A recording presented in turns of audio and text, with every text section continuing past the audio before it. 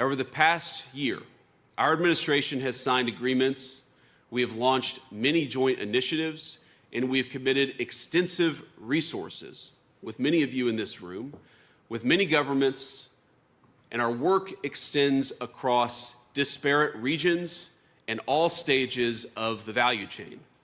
We've convened this ministerial in an effort to accelerate that shared work. So this morning, the Trump administration is proposing a concrete mechanism to return the global critical minerals market to a healthier, more competitive state. A preferential trade zone for critical minerals protected from external disruptions through enforceable price floors. We will establish reference prices for critical minerals at each stage of production, pricing that reflects real-world fair market value. And for members of the preferential zone, these reference prices will operate as a floor, maintained through adjustable tariffs to uphold pricing integrity. We want to eliminate that problem of people flooding into our markets with cheap critical minerals to undercut our domestic manufacturers, because we know, of course, that as soon as they've undercut our domestic makers, the domestic markers, they leave the market, and the people who undercut them then jack up the price to a completely unfair level. We're going to fix that problem. Together, we want members to form a trading bloc among allies and partners, one that guarantees American access to American industrial might while also expanding production across the entire zone. The benefits will be immediate and durable.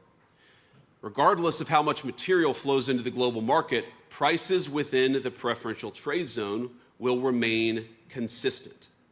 Over time, our goal within that zone is to create diverse centers of production, stable investment conditions, and supply chains that are immune to the kind of external disruptions that we've already talked about.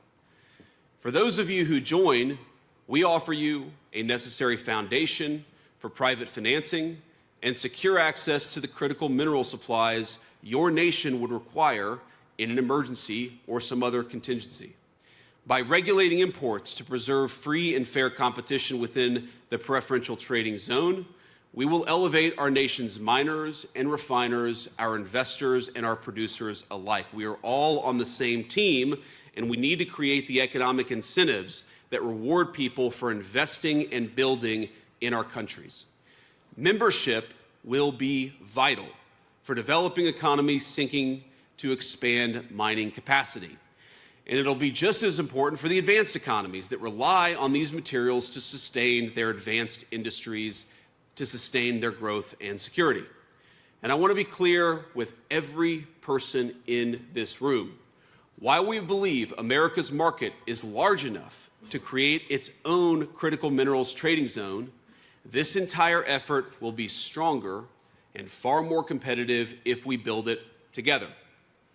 So I'm pleased that so many of you here today have already signed on to this plan. Some of you have not. And for those not yet there, we hope that today's discussions will encourage you to finalize those agreements as quickly as possible.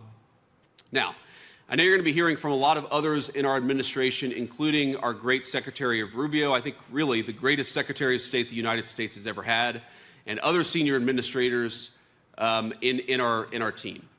And I know that Ambassador Greer, our great trade representative, will present further specifics about what he'll be negotiating, what we're calling the Agreement on Trade and Critical Minerals. Knowing Jameson, I know it will be a very productive session, and I know it will be a very detailed session. As all of you who know Jameson well, he is a guy who gets into the details because he knows that that's where the substance of an agreement can really be made. So I want to close, but before I do, let me just reiterate. We here, I think all of us, are friends. We've all spent many years describing this problem. Before I was ever in politics, I would hear politicians and global leaders talk about this problem. For too many of those years, we talked about it, but we refused to actually solve it. The framework before us is a change. It is a practical and enforceable approach to solving the problem, not just complaining about it. Many of you have helped us design it, and we're, of course, constructing it together in real time. So to those of you still on the fence, I say, let's move together.